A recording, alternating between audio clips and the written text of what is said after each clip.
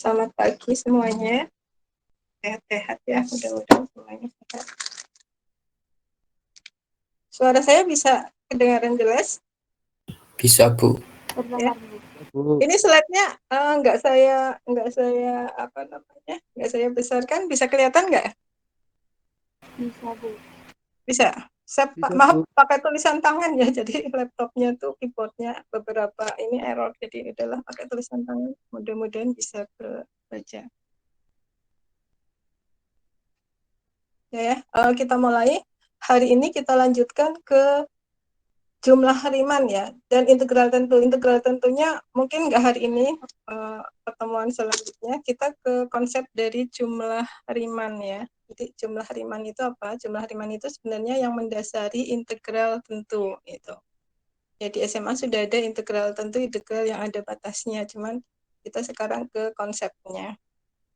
Kita mulai dari saya slide-nya saya tampilkan gini dulu, jangan lupa. Ya. Jadi misal kita punya fungsi f sembarang ya yang terbatas pada AB. Ini bisa dilihat di gambar seperti ini. Sembarang aja ya. F-nya bisa bernilai positif, bisa juga negatif. Ya, jadi negatif artinya Pak, F-nya ada fungsinya, grafiknya ada di bawah sumbu X. Jadi nilai fungsinya kan negatif nih, nilai Y-nya pasti negatif gitu. Kemudian bisa juga nilainya positif, jadi sembarang. Kemudian untuk mendapatkan jumlah hariman, kita partisi interval AB itu menjadi n subinterval. Ini bisa sama intervalnya, panjang intervalnya bisa sama, bisa tidak sama, ya. Kemudian subintervalnya kalau kita jadiin n subinterval, maka kita bisa punya ini ya, saya gambarkan di garis bilangan. Subinterval yang pertama itu adalah dari x0 ke x1. x0 itu sama dengan A atau batas kirinya. Kemudian sampai subinterval yang terakhir itu adalah xn-1, xn. Kemudian di sini di tengah-tengah itu kita ambil subinterval sembarang misalkan xk-1 sampai xk. Jadi kita ambil sembarang. Ini ada titik-titik, artinya apa? Di sebelah sini nih masih ada banyak subinterval. Ini juga ada titik-titik, sini masih ada banyak subinterval. Ya. Kemudian panjang dari subinterval yang pertama kita misalkan di sini adalah delta x1. Nah, kenapa delta x1? Ada indeks x1 di sini karena kita di sini masih menganggapnya tidak perlu sama panjang. Jadi delta x1 adalah panjang interval yang pertama. Kemudian yang kedua ini adalah panjang interval yang kedua. Dan seterusnya di sini adalah delta xk. Ya. Panjang interval ke K, kemudian kalau yang terakhir di sini kita bisa punya delta XN, panjang interval ke N. Ya. Nanti dalam prakteknya, kalau misalkan partisinya sama panjang, maka kita bisa misalkan delta XK-nya itu sama dengan delta X. Bisa kita misalkan delta X aja, jadi tidak perlu delta X1, delta X2. Kalau kita memisalkan panjang intervalnya itu semuanya sama. Ya, jadi nanti jangan bingung, kadang kok nulis delta XK, kadang nulis delta X aja gitu.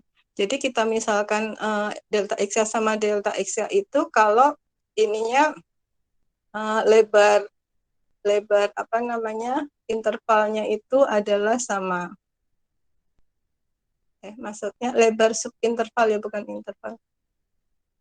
Ini lebar dari subinterval, nah, itu adalah sama. Ya, nih ya, jadi subinterval x0 sampai x1 itu mempunyai panjang delta x1. Kemudian di dalam subinterval ini kita ambil sembarang titik di dalam subinterval. Misalkan kita ambil misalkan C1. Jadi C1 itu ada di dalam subinterval ini. Ya. C1 itu bisa di ujung kiri, titik ujung kiri, bisa juga di titik tengah, bisa di ujung kanan dari intervalnya, bisa juga titik sembarang di dalam interval. Jadi C1 itu adalah titik sampel yang ada di dalam intervalnya. Kemudian di dalam subinterval X1 sampai X2 kita ambil titik sampelnya misalkan C2.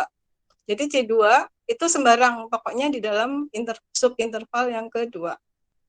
Sampai kita punya CK. CK itu adalah titik sampel dalam subinterval ke K atau dari X-1 sampai XK. Ya. Kemudian pada masing-masing subinterval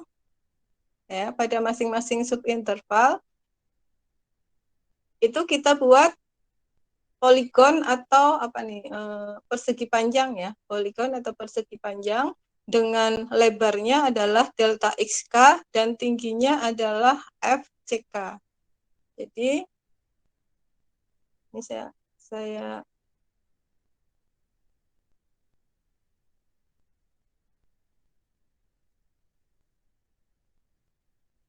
lebarkan di sini ya. Bisa kelihatan nggak nih? Nggak kelihatan. Kelihatannya. Jadi di sini misalkan kita punya titik kita punya titik C1 nih ya. Kita lihat C1. C1 itu dalam interval dari A sampai X1 atau dari X0 sampai X1, kita ambil C1. Dari C1 kita tarik garis tinggi ke grafiknya. Jadi kita punya FC1. Maka di dalam subinterval dari A sampai X1 itu kita buat poligon atau persegi panjang dengan lebarnya itu adalah delta X1, kemudian tingginya itu adalah FC1. Kemudian kalau dalam subinterval kedua kita ambil titik sampelnya adalah C2, maka dari C2 kita tarik garis tinggi sampai ke grafiknya, kita dapatkan FC2 di sini. Kemudian dari FC2 ini kita buat poligon atau persegi panjang dengan tinggi adalah FC2-nya ini. Jadi konsepnya seperti itu. Ya, jadi cara membuat persegi untuk menentukan jumlah rimannya. Jadi kita ambil titik sampel sembarang CK, kemudian kita tentukan FCK-nya, kemudian kita gambarkan persegi dengan tinggi adalah FCK. Lebarnya adalah delta XK. Jadi kita nanti bisa punya banyak persegi atau banyak poligon dalam area di antara batas A sampai B. Kira-kira seperti itu. Jadi nanti keterampilan membuat ininya harus diperhatikan. Ini caranya ada di sebelah sini. Kemudian saya lanjutkan. Nah, jumlah Riemann itu apa? Jumlah Riemann untuk fungsi f pada interval AB itu saya beri notasi SP. Ada beberapa buku pakai istilah lain ya. Ini saya ambil dari buku Thomas, buku Thomas. Ya. SP sama dengan sigma dari K-nya 1 sampai N FCK kali XSK. Jadi jumlah Riemann itu adalah jumlah dari perkalian antara lebar sama tingginya persegi-persegi yang ada atau yang diperoleh tadi itu. Kalau misalkan perseginya ada N, ya nanti penjumlahannya ada sebanyak N suku. Gitu. Nah, di sini ada catatan bahwa jumlah Riemann itu bergantung pada partisi yang yang kita tentukan gitu. Kalau misalkan partisinya ada N, ya berarti nanti ada jumlah rimannya itu terdiri dari N suku. Kemudian juga tergantung pada titik CK atau titik sampel yang dipilih dalam setiap subinterval. Misalkan kita dalam subinterval itu memilih CK-nya adalah titik ujung sebelah kiri. Titik ujung sebelah kiri. Maka nilainya pasti akan berbeda kalau kita mengambil CK-nya adalah titik ujung yang sebelah kanan dari subinterval itu. Jadi nilai jumlah riman itu bergantung pada partisi yang kita ambil, berapa banyak, kemudian pada titik sampel yang dipilih dalam setiap subinterval. Di sini ada catatan bahwa CK atau titik sampelnya itu bisa merupakan titik ujung kiri, titik ujung kanan, atau titik tengah dari subinterval. Bisa juga sembarang itu. Ya, kalau sembarang ya tergantung aja. Misalkan di interval 1 kita pilih C-nya berapa, maka F-nya tingginya dapat. Ditambah yang kedua, lebarnya bisa beda kan, berarti lebarnya di interval pertama berapa, ditambah gitu. Jadi kita jumlahkannya satu-satu gitu. Kalau misalkan lebarnya sama kan bisa diperumum akan lebih mudah. Tapi kalau lebarnya beda-beda juga tidak masalah. Yang penting kita jumlah-jumlahkan aja sesuai dengan rumus yang diberikan untuk jumlah rimannya. Kemudian selanjutnya, kalau kita sudah punya jumlah riman, ya, di sini ada definisi. Hati-hati, definisi ini adalah berlaku untuk yang ini ya. Jika fungsi f continue pada selang AB atau pada interval AB, dan di sini fx lebih besar sama dengan 0 untuk setiap x elemen AB. Jadi ini ada keterangan di sini. Bentar, saya tandain aja. Ya. Nih. Artinya apa? Ini kalau digambar grafiknya pasti ada yang di atas sumbu X gitu. Karena nilai fx-nya lebih besar sama dengan 0 untuk setiap X elemen AB. Maka luas daerah di bawah kurva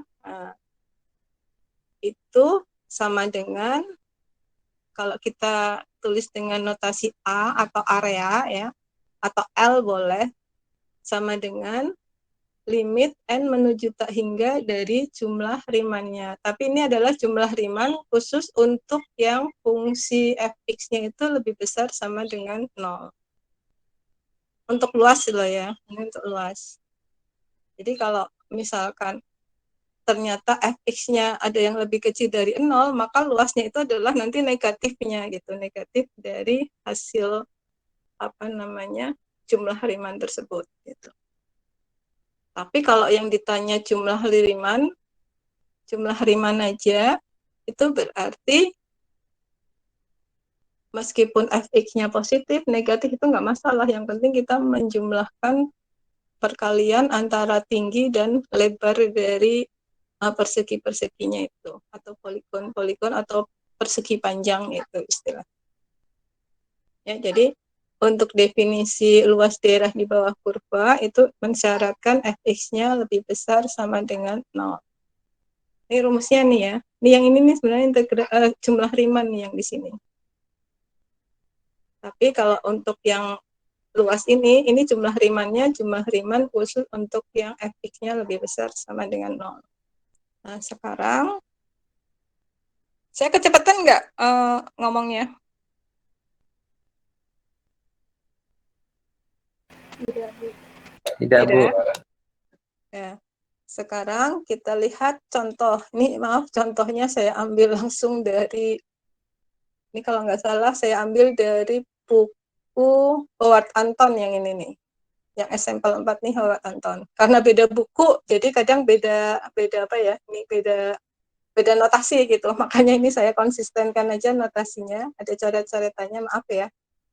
Jadi contoh yang sampel 4 ini gunakan CK. CK adalah titik sampel tadi ya. CK-nya diambil adalah titik ujung kanan dari setiap subinterval untuk mendapatkan luas daerah di bawah kurva fx sama dengan x kuadrat antara 0 sampai 1.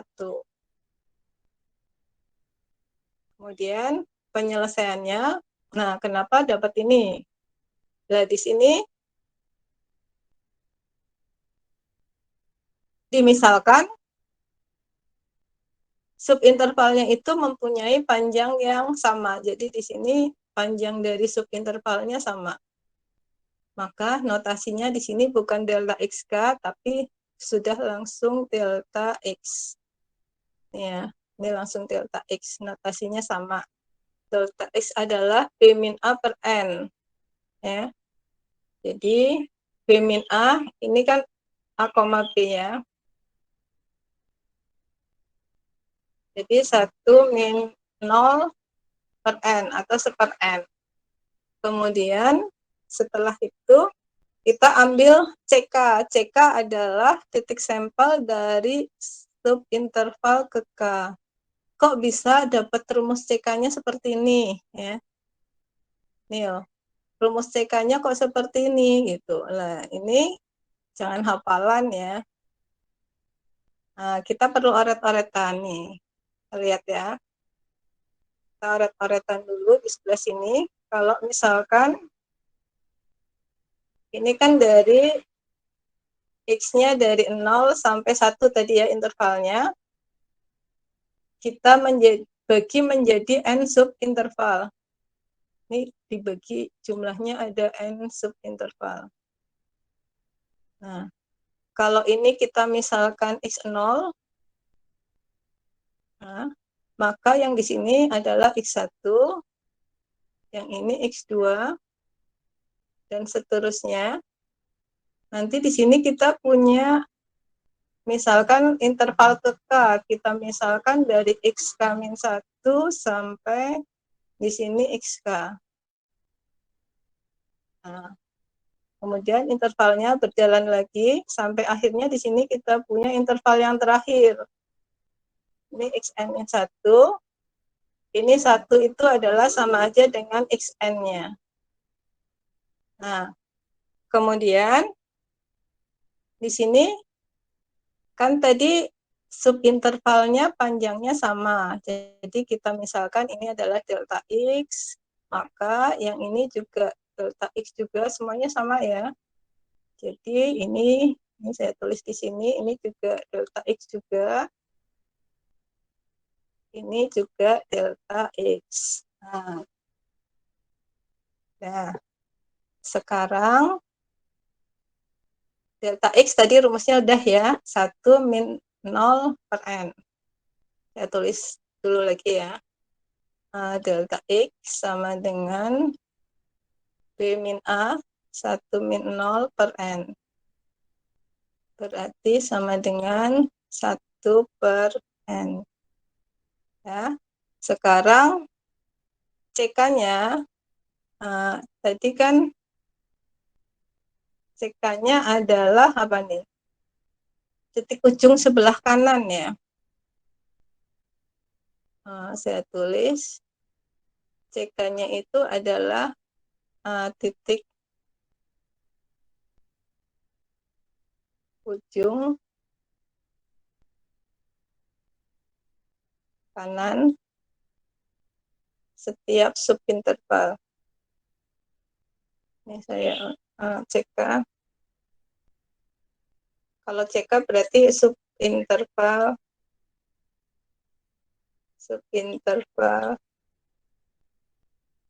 ke K.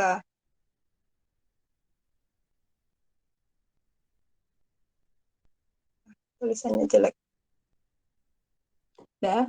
Kemudian untuk menentukan CK, kita lihat dari interval pertama. Interval pertama itu kan dari 0 sampai X1 ya. X1-nya nggak tahu berapa, udah kita tulis X1 gini aja. Nah, ini. Ya. Berarti kita punya C1 ya.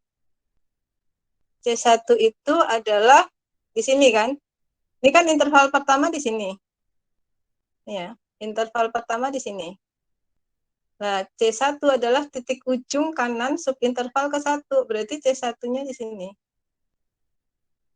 Nah, ya. Ini adalah C1. Ya. Berarti C1 adalah ini kan 0 ditambah delta X gitu ya. 0, saya tulis 0 ditambah delta X, ditambah panjangnya kan. Nah, kan sama aja dengan delta X-nya.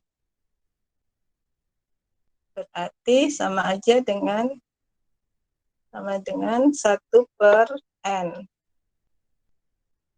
Nah, kemudian kalau kita punya interval yang kedua, berarti interval kedua itu dari X1 sampai X2. Nah, C2-nya itu adalah di ujung kanan subinterval kedua, yang di sini nih. Nah, ini adalah C2-nya. Nah, ini nggak usah ditambahin 0, nggak apa-apa, karena kalau ininya nggak 0, ya berarti ada 1 ditambah gitu aja ya. Ini saya langsung aja, berarti 2 dikalikan delta X. Ya. Kenapa langsung 2? Karena ini awalnya adalah 0. Gitu. Ini 2 kali delta X, berarti 2/n. Ya. Kemudian ini kita perumum sampai akhirnya kita ke subinterval ke K. Jadi kita punya subinterval ke K itu dari K-1 sampai XK. Nah, dari atas itu nanti kita sudah dapat polanya. Berarti CK-nya sendiri itu adalah sama dengan K sebanyak K interval dikalikan delta X gitu. Maaf, delta X. Nah, berarti sama aja dengan K/n. Berarti di sini CK-nya itu adalah di sini nih. Ini kan interval subinterval ke K. Berarti CK-nya di ujung kanannya. Nih. Itu. Kemudian kita perumum lagi untuk yang interval terakhir, subinterval terakhir dari XN1. Ini sebagai cek aja ya. Benar nggak rumus yang kita dapatkan untuk CK-nya. Berarti kita dapat CN. Nah, CN itu kan di sini nih. Di interval ke N, ini kan berarti titik ujung kanannya kan adalah yang di sini. Ini adalah CN-nya. Nah, CN. CN adalah berarti kan banyaknya intervalnya ada N kali delta X. Nah, berarti ini adalah N kali delta X-nya kan seper N. Sama dengan 1. Nah, ini benar ya? Sama nih. Nih, CN-nya sama aja XN-nya. Sama dengan 1. Ya. Setelah kita dapat itu, berarti nanti yang kita pakai rumus ini nih. Untuk sembarang subinterval ke K, kita bisa pakai rumus yang ini. Ya, jadi ini adalah proses ini CK-nya itu bisa macam-macam, bisa titik ujung kanan, bisa titik ujung kiri, bisa juga titik tengah. Nanti proses pencarian ini disesuaikan aja. Ya, saya lanjutkan. Jadi dari sini dapat nih CK-nya sama dengan K/n. Ya, kemudian setelah itu jumlah Riemannnya nih, ini adalah jumlah Riemannnya. Nanti kalau mau nyatet di bahasa Indonesia kan aja ya. Jumlah Riemann itu double N ya.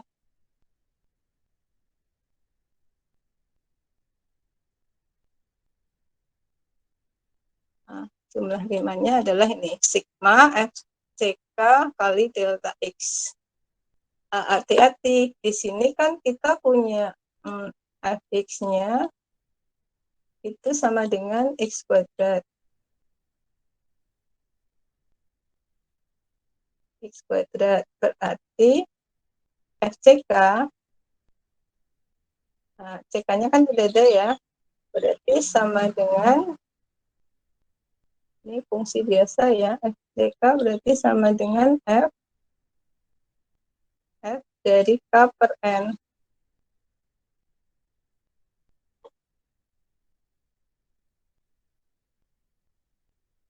Berarti sama aja dengan K per N dikuadratkan nih. FCK sama dengan ini. K per N kuadrat kali delta X-nya. Nah, kemudian hasilnya adalah ini, 1/N, karena N itu kan tidak bergantung pada sigmanya. Karena sigmanya dari K kan, pakai indeks. Untuk sigmanya K, jadi kita keluarkan aja. Kemudian sigma dari 1 sampai N K kuadrat, ini lihat rumus yang sudah ada nih. Ini rumusnya adalah ini. Ya, kemudian kita sederhanakan, ini cara menyederhanakannya. Kalau yang ini macam-macam caranya, bisa dikalikan gitu, tergantung, ada banyak cara gitu. Ini N-nya masuk ke ini masing-masing. Nah, ini ada banyak cara, nggak selalu seperti ini, boleh dikalikan, gitu boleh, masih dikalikan ini juga boleh. Kemudian yang ini adalah luasnya. Jadi luas di bawah kurva itu adalah yang si A-nya ini. Caranya adalah kita hitung limit N menuju hingga dari jumlah Riemann-nya. Ya. Kenapa sama dengan luas di sini? Karena kalau kita punya fx kuadrat kan gini kan gambarnya. Nah, dari 0 sampai 1 misalkan gini kan. Nah, luasnya itu adalah, atau fungsi f-nya itu adalah di atas sumbu x gitu. Ini adalah y sama dengan x kuadrat, atau fx sama dengan x kuadrat. Antara 0 sampai 1, nilai fx-nya ya itu adalah lebih besar sama dengan 0. Jadi kita bisa punya rumus areanya itu ngikutin definisi ini nih. Luas daerah di bawah kurva, ini syaratnya kan ini. Dalam interval AB, dalam interval 0,1, fx-nya lebih besar sama dengan 0. Ini ya, kalau digambarkan dia di atas ini. Jadi luas daerah di sini itu sama dengan 1/3. Tapi kita ngitungnya tidak dengan integral, belum pakai integral tentu. Kita ngitungnya pakai jumlah Riemann dulu, kemudian kita ambil limit untuk N menuju hingga dari jumlah Riemann-nya.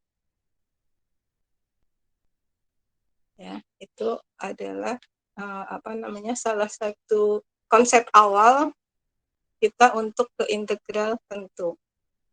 Jadi ingat-ingat kalau untuk menghitung luas, maka fungsi f-nya itu harus yang lebih besar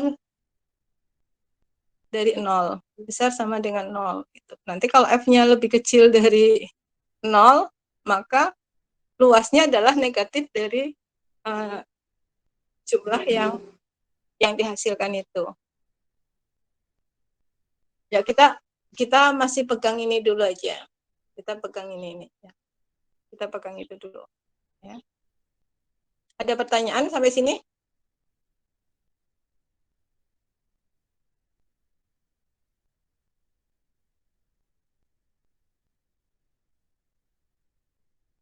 Ini ngitung limit biasa ya.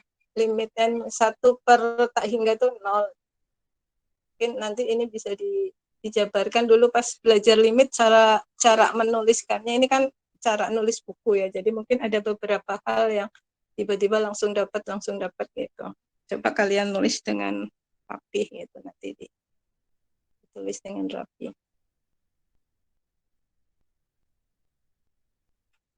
Ada pertanyaan? Belum ada, Bu. Belum ya. Sekarang kita ke contoh berikutnya. Fungsi F-nya adalah 9 dikurangi X kuadrat, kemudian intervalnya dari 0 sampai 3. CK-nya itu kita ambil titik tengah dari setiap subinterval. Ya, ternyata CK-nya dapatnya ini segini nih. Ini A-nya kan 0 ya, hanya 0. Jadi kenapa kok dapat ini? Ya tadi prosesnya kita lihat interval pertama, kita lihat interval kedua, nanti kita lihat polanya gitu. Ternyata pola dari CK adalah ini, K min setengah kali delta X-nya. Ya, nanti coba kalian oret-oret sendiri. Kemudian yang ini adalah ini bukan, maaf tadi saya salah, ini ada sigmanya enggak ya? Oh, ini ada sigmanya. Kalau yang ini enggak ada sigmanya, jadi ini bukan jumlah Riemann yang ini ya, jumlah Riemann-nya tuh ini yang sudah ada sigmanya. Nih, ini kan yang tahap ini cuman baru menyederhanakan dari FCK kali delta X, kita sederhanakan gitu. Ternyata sederhananya sampai sini. Kemudian kalau mau berikutnya mungkin ditulis aja jumlah Riemann. Jumlah Riemann tuh yang ini nih. Ada sigmanya. Ini nih, yang ini jumlah Riemann-nya. Kemudian A itu adalah areanya. Jadi kalau digambar, kenapa kok luasnya kita bisa ngitung limit n menuju tak hingga dari jumlah Riemann-nya. Jadi pasti fungsinya itu pasti harus lebih besar dari 0. Ini pasti harus lebih besar sama dengan 0 dalam interval ini. Coba kita gambar dulu nih. Kita gambar ya. Gambar di sini aja nggak pas. Dari 0 sampai 3. Kita lihat 0. Kalau X-nya 0 berarti Y-nya 9 ya. Berarti di sini 9.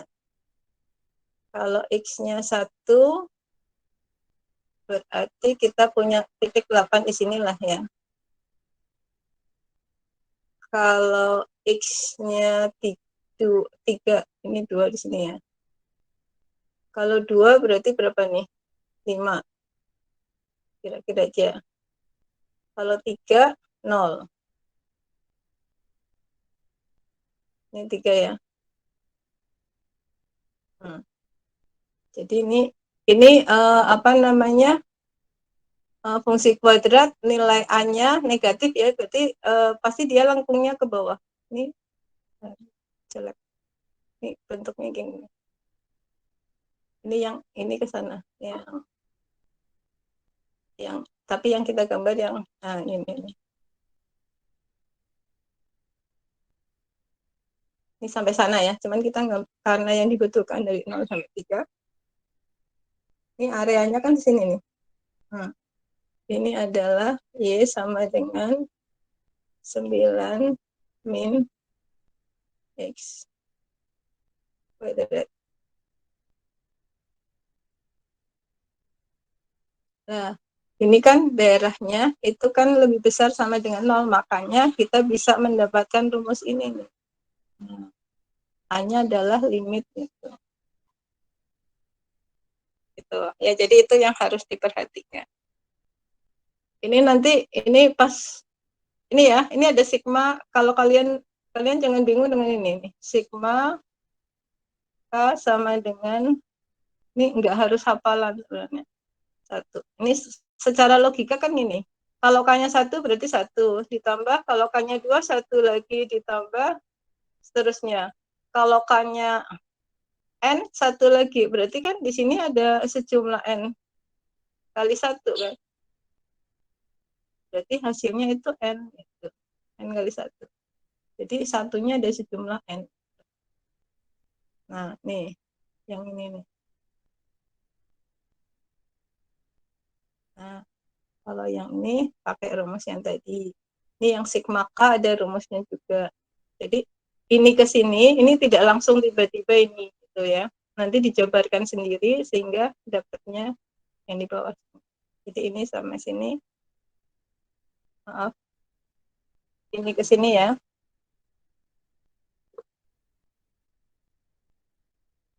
Nah, ini ke sini mungkin dijabarkan sendiri.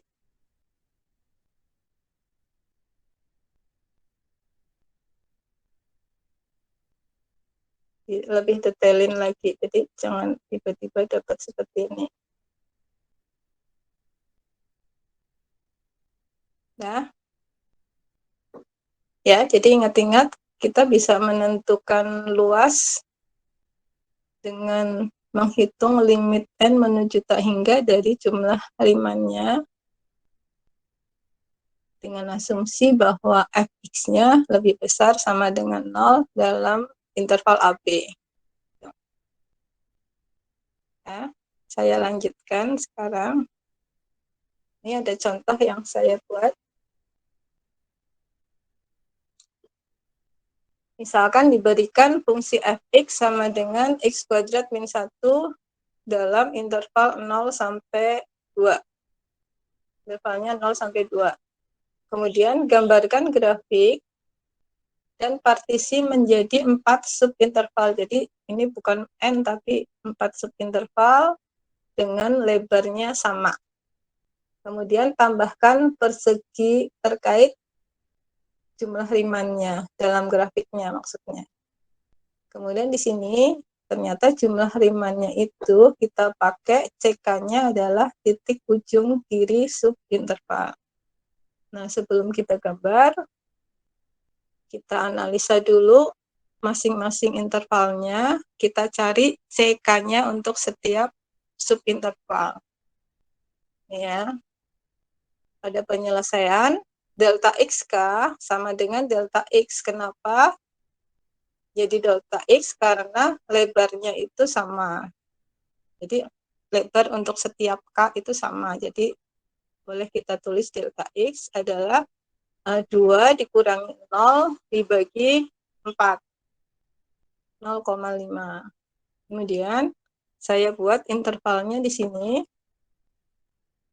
Intervalnya di sini itu subintervalnya ada 4, 1, 2, 3, 4 ya.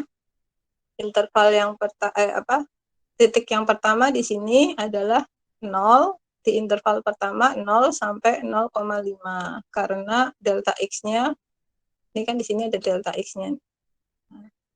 Delta X-nya adalah 0,5. Ini 1, ini 1,5, ini 2 ya. Kemudian titik ujung CK-nya titik ujung sebelah kiri. Jadi C1-nya udah kelihatan nih di sini.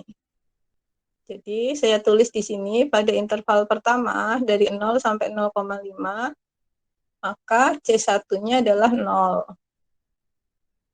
Kalian aja kita hitung FC1. FC1, hati-hati ya, patokannya FC1 adalah patokannya Fx sama dengan X kuadrat min 1. Jadi ini adalah 0 kuadrat min 1. Ya, kemudian di interval kedua, C2-nya adalah titik ujung kiri subinterval kedua. Jadi C2-nya adalah yang ini. Interval kedua kan yang ini. Yang kedua yang di sini ini ya. Maka C2-nya ini, hati-hati. Kemudian kita hitung FC2 dan seterusnya. Kemudian jumlah rimannya SP adalah sigma K dari 1 sampai 4 FCK kali delta X. Agar lebih mudah, karena ini setiap interval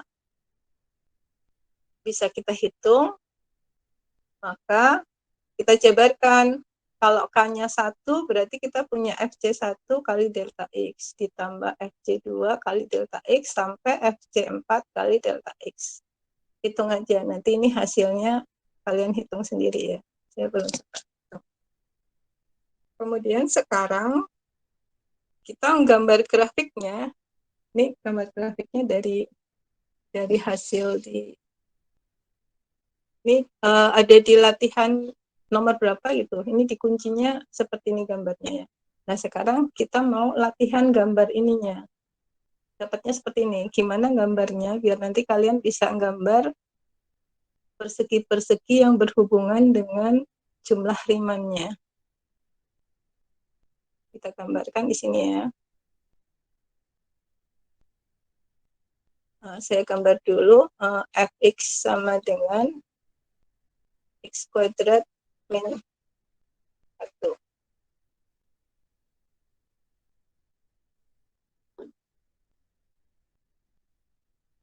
Ini dari 0 sampai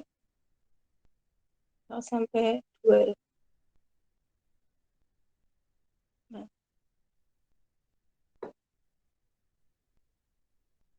dari 0 sampai 2 ya tadi ya. Ya, 0 sampai 2.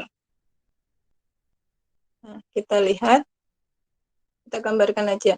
X kuadrat min 1 kan sama jangan gambar X kuadrat, tapi dia digeser satu satuan ke bawah ya. Jadi kalau saya punya di sini min 1, ya biar bagus ini aja ya.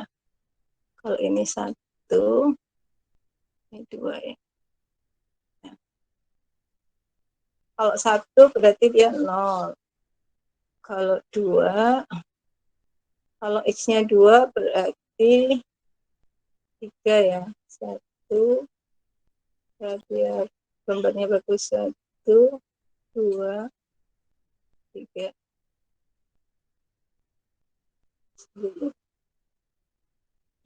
X-nya ini 3. Berarti sini.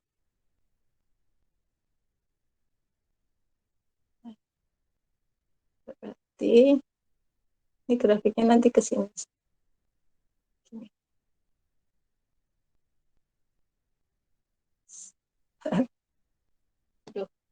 Ini tangan saya melenceng.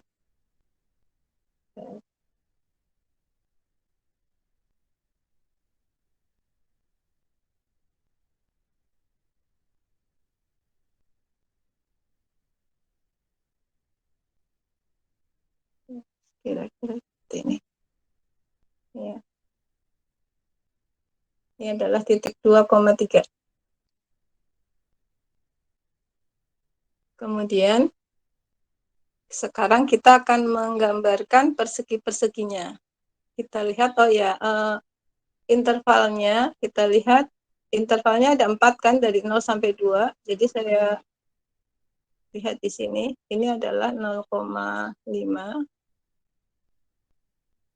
Kemudian ini adalah 1,5.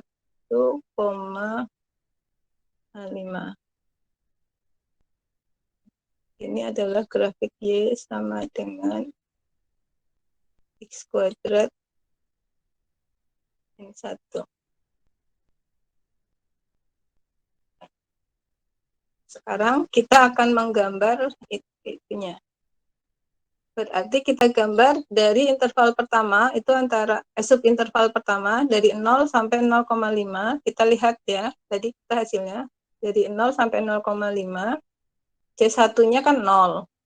FC1-nya itu min 1. Artinya apa? Dalam interval 0 sampai 0,5, berarti tinggi dari persegi panjangnya itu adalah ini FC1 atau min 1. Maksudnya dia ke bawah ya. Jadi kita lihat.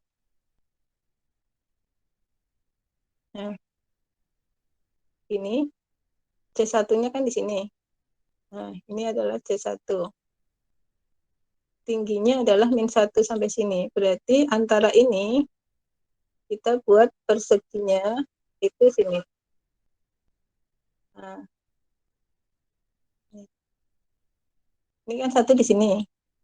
Dari 0 sampai 0,5 kan subinterval pertama. Berarti kita buat persegi panjangnya itu dengan lebar delta X, kemudian tingginya adalah tadi FC1 atau min 1 ke bawah gitu. Maksudnya nilai dari FC1-nya min 1, jadi ke bawah sini. Kemudian untuk interval yang kedua, kita lihat interval yang kedua FC2-nya adalah min 0,75. Jadi C2-nya adalah 0,5 ya. Kita lihat C2-nya kan di sini. Kemudian FC2 itu adalah min 0,75. Jadi kira-kira di sini nih. Pasti kalau gambarnya benar pas ini, pas di grafiknya. Nah, ini. Berarti ini gambarnya adalah seperti ini. Ini untuk yang kedua. Lebarnya delta X, tingginya di sini adalah FC2. Untuk interval kedua. Untuk subinterval kedua. Untuk subinterval ketiga, C3-nya 1, FC3 itu 0. FC3 itu 0. Jadi ini C3-nya ini. FC3-nya tuh 0. Jadi tingginya tuh 0. Jadi ini kayak cuman garis saja gitu. Enggak ada apa namanya? Enggak ada perseginya gitu. Biasanya sih di kosong, enggak ada ini ya, Kak. Kalau di gambar di sini nih. Ini kosong, enggak ada apa-apanya. Ini saya tandain merah untuk mengingat aja bahwa di sini tuh nggak ada persegi karena tingginya tuh 0. Kemudian untuk yang subinterval keempat, C4-nya ujung kirinya kan 1,5. FC4-nya 1,25. Jadi tingginya itu adalah 1,25. Ya. 1,25 tuh ini. Ini kalau gambarnya pas ya pasti kelihatan.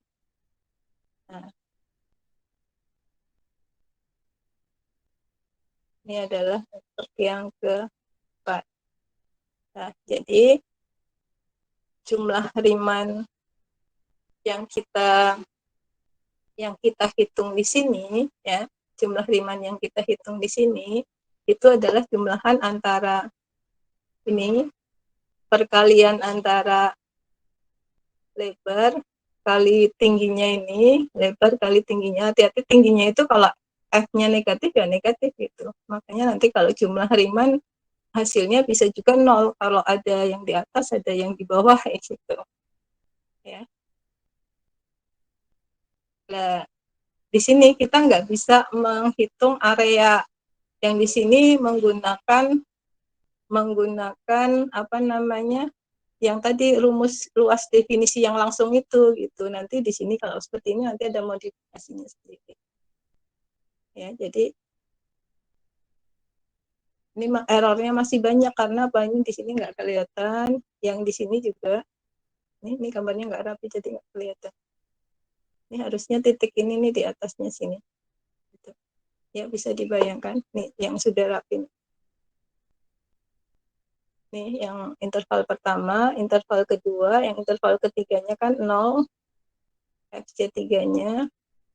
Kemudian yang ini adalah yang interval keempat. Jadi kalau ngitung luasnya ini masih ada ini kosong meskipun bisa ditambahin ini cuman kayaknya nggak nutup semuanya. Jadi luas di sini akan lebih baik kalau subintervalnya kita perbanyak gitu. Secara teori kalau partisinya itu apa namanya ditambah diperbanyak gitu. Ya. Nah, nanti di sini nih ada latihan nanti ya. Bisa dikerjakan sama gambarnya seperti contoh pada 1, tetapi kalian nanti ngerjakan kalau CK-nya adalah titik ujung kanan sama kalau CK-nya adalah titik tengah subinterval. Jadi gambar ininya seperti apa. Ya konsepnya seperti yang saya bilang, jadi kita harus dapat C-nya dulu, FC-nya. FC itu menentukan tinggi dari persegi yang ada di dalam subinterval tersebut. Itu kuncinya di situ. Kayaknya saya sudah nuliskan di sini. Nih.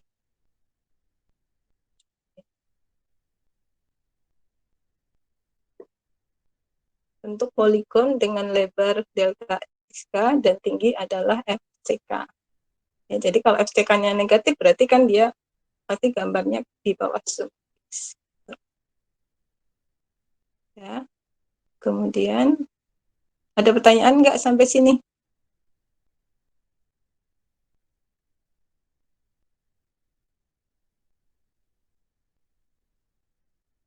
Nggak ada. Kalau nggak ada, saya lanjutkan ke satu contoh di sini yang berikutnya. Ya, tentukan jumlah Riemann. Ini kalau tentukan jumlah Riemann. Oh iya, berarti kita harus punya partisi, kita harus punya lebarnya, kita harus punya F dari titik sampelnya gitu kan. Itu yang ada di pikiran kita. Nah, sekarang itu semuanya yang diinginkan seperti apa? Ternyata di sini partisinya ada N. Dari AB itu dibagi menjadi N subinterval. Lebarnya sama, oh ya berarti delta X-nya adalah B min A per N. Ya. Kemudian kalau kita gambarkan dalam garis bilangan, maka kita bisa oret-oret nih untuk menentukan CK-nya. Jadi kita untuk menentukan CK-nya ini, kita bisa oret-oret. Nah, di sini pilih CK titik ujung kanan setiap subinterval. Berarti kita mulai dari yang interval pertama dulu. Interval pertama, berarti kita mau cari C1. C1-nya kan titik ujung kanan interval, berarti kan yang ini. Nah, berarti kan C1 sama aja A ditambah delta X. A-nya kan kita nggak tahu, ya udah ditulis A aja. Kemudian C2 itu kan berarti titik ujung interval kedua. Berarti di sini adalah ini adalah C2-nya. C2-nya berarti A ditambah 2 delta X. Ya kan? Delta X-nya ada. Nah, sekarang kita perumum untuk CK. Berarti CK itu adalah yang di sini ya, Teti.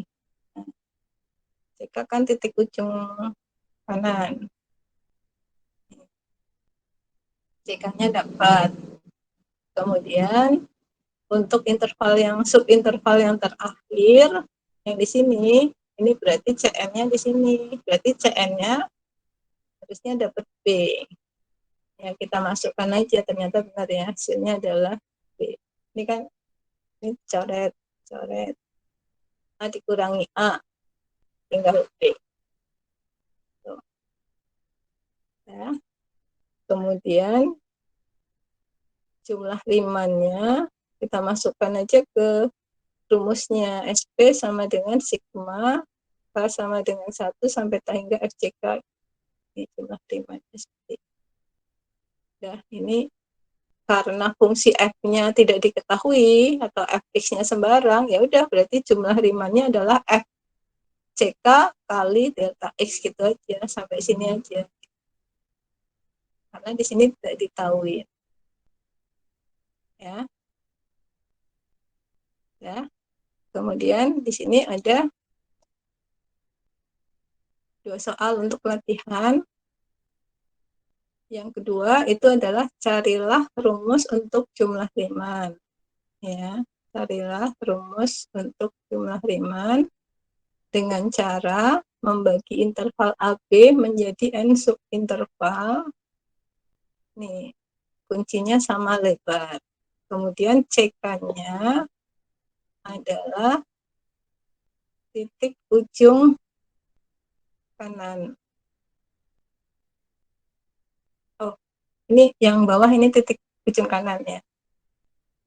Kemudian setelah CK-nya dapat, kemudian kita hitung luasnya.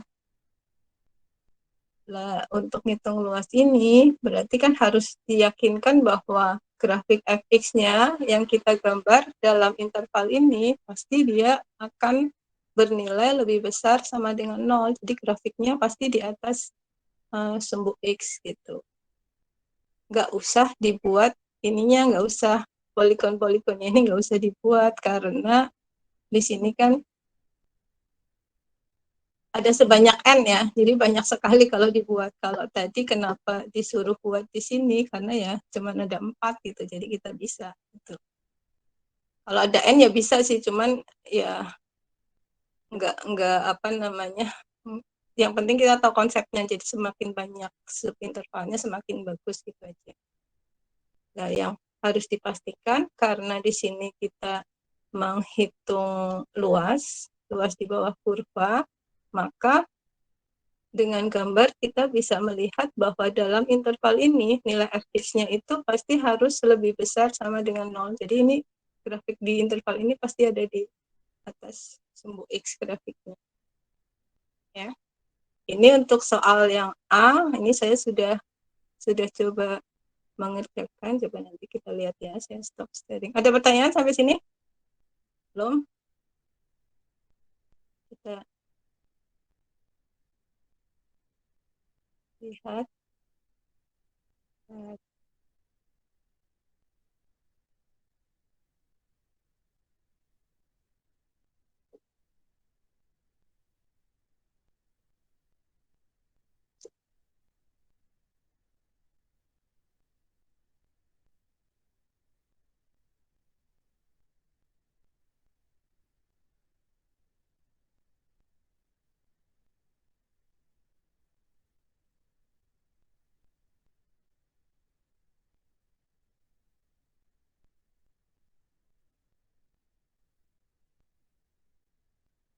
Ya, kita lihat apa namanya contoh penyelesaian tadi.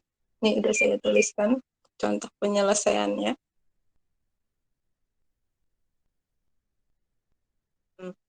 Jadi untuk yang nomor 2A, fx-nya kan 1 min x kuadrat.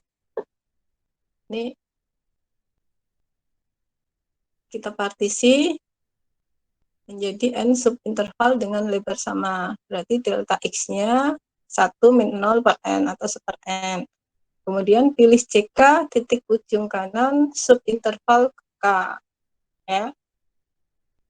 Kemudian kita pilih, kita mau menentukan rumus CK-nya kan. Berarti kita mulai dari untuk subinterval pertama. Ini untuk subinterval pertama. Untuk subinterval pertama yang ini dari 0 sampai X1. Berarti C1-nya itu yang ini nih. Ini C1-nya. C1 adalah 0 ditambah delta X. 0 tambah delta X atau delta X sama dengan seper N. Kemudian untuk interval kedua kan yang ini. Berarti ujung kanannya itu adalah yang C2-nya. Berarti 2 kali delta X. Karena awalnya 0 ya, jadi bisa langsung 2 kali delta X. 2 per N. Hati-hati, jadi ini penelusuran ini jangan hafalan gitu. Kita pakai pemahaman gitu. Ya, kemudian untuk interval subinterval ke K, berarti CK-nya tuh yang di sini nih. Ujung kanan subinterval ini kan ini. Berarti rumusnya adalah K kali delta X. Kemudian subinterval yang terakhir, yang ke N, Cn-nya di sini. Nah, Cn adalah N kali delta X. Ini delta X-nya itu tadi kan seper N kan ya. Seper N kali N, berarti 1. Ini benar. Ya, ujung terakhirnya 1. Yang kita pakai berarti nanti yang ini. Nah, ya. Kemudian jumlah rimannya, jadi jumlah rimannya dulu nih. Jumlah rimannya berarti SP sama dengan sigma K sama dengan 1 sampai N FCK kali delta X. CK-nya tadi ke per N. Hati-hati ya, ini ada FK per N, kita ingat Fx-nya apa? Fx-nya 1 min X kuadrat, FK per N berarti 1 min ini. Ini kita masukkan kali seper N. Nah, di sini penyederhanaannya itu masing-masing aja gitu. Yang penting secara aljabar itu benar gitu. Enggak harus seperti ini gitu. Yang penting secara aljabarnya itu betul. Nah, ini paling yang diingat-ingat beberapa rumus dari notasi sigma ya. Misalkan di sini kita butuh, oh ya, di sini ini seper N saya keluarkan kenapa? Karena seper N itu kan tidak bergantung pada K. Jadi saya keluarkan. Di sini Nih ya, yang ini 1/n pangkat 3 saya keluarkan dulu. Gitu. Kenapa? Karena 1/n ini tidak bergantung pada sigma-nya.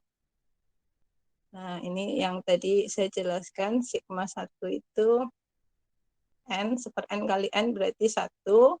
Kemudian yang ini kita ikutin. Ini boleh dikali-kalikan gitu juga boleh gitu. Terserah gitu. Ini bentuknya bisa nggak seperti ini, terserah aja gitu. Yang penting secara aljabar itu betul. Ya. Kemudian ini kita ngitung luasnya. Kita lihat kenapa kita bisa ngitung luas itu, kita gambarkan dulu ya.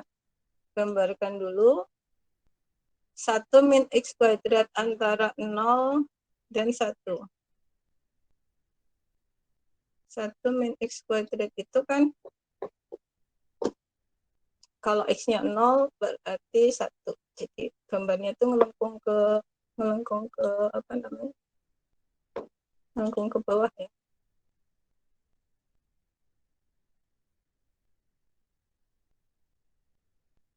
Ini kan cekungnya cekung ke bawah gitu. Jadi ini kalau digambarkan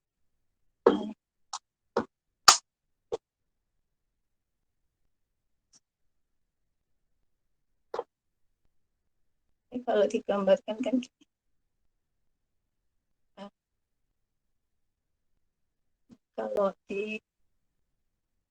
kalau diteruskan ya gini ya.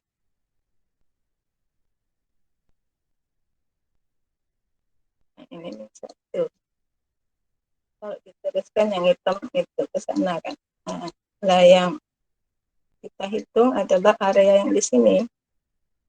Ini adalah Y sama dengan 1 min X kuadrat. Nah, karena kita yakin dari gambar nih ya,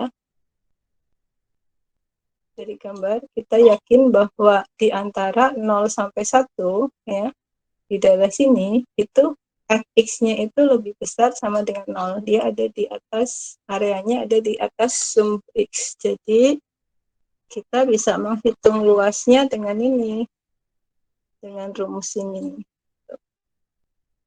Kita hitung. Ini ngitung limit aja ya, limit di kalkulus 1 ada ya, limit n menuju tahingnya. Terserah cara menghitungnya, yang penting sesuai dengan aturan yang ada.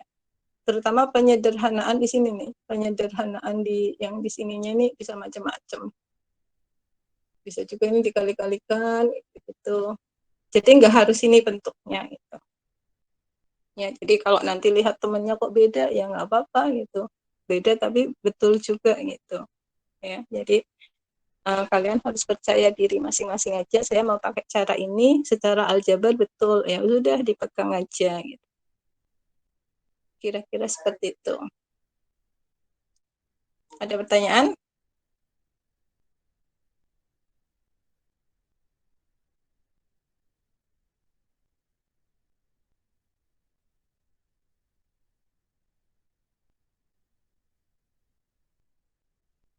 Bisa diterima nggak penjelasan saya? Bisa, Bu. Bisa. Bisa, Bu. Ya. Untuk minggu ini tutorialnya libur dulu ya. Jadi nanti kita mulai minggu depan aja. Moga-moga minggu depan sudah bisa tatap muka. Untuk hari Kamis nanti ya nanti saya diskusikan aja mau sendiri-sendiri atau mau digabung, terserah aja. Untuk sementara saya belum ngasih tugas-tugas ya, cuman yang penting kalian paham gitu. Jadi nanti tiba-tiba kalau saya ngasih tugas ya kalian sudah paham gitu. Jadi tolong ini ada latihan yang tadi dikerjakan aja buat coret-coretan, sama latihan dari buku. Saya ambil dari Thomas sama yang Anton, Howard Anton itu. Coba ambil beberapa soal di situ. Kalau nggak ada pertanyaan, untuk habis ini integral tentu sama teorema dasar kalkulus ya. Jadi nanti materi itu saya sampaikan di pertemuan berikutnya aja untuk yang integral tentu sama teorema dasar kalkulusnya. Ya sebenarnya ujung-ujungnya ngitung integral dari A sampai B fx dx ya gitu. Cuman di sini kita belajar itu sebenarnya dari mana sih kayak gitu. Atau kok kita bisa ngitungnya sebenarnya seperti ini, teori apa yang kita gunakan gitu. Itu sebenarnya lebih ke penguatan di situnya. Ya. Ya, kalau nggak ada pertanyaan, latihannya tolong dikerjakan masing-masing aja dulu untuk minggu ini ya. Nanti kita ketemu hari Kamis. Nanti waktunya saya saya umumkan menyusul aja ya, mau sesuai jamnya atau digabung atau gimana. Ya. Maaf kalau ininya PPT-nya saya ngasihnya mendadak, kadang nggak sempat bikinnya. Saya pakai tulisan tangan aja lebih jelas daripada saya ngetik karena keyboardnya error, jadi kadang bikin males juga. Belum saya betulin soalnya, belum sempat. Ya, mungkin itu aja. Kalau ada kekurangannya saya mohon maaf. Sehat-sehat semuanya. Jangan lupa absen ya. Saya akhirin pertemuan hari ini. Assalamualaikum warahmatullahi wabarakatuh. Waalaikumsalam warahmatullahi wabarakatuh.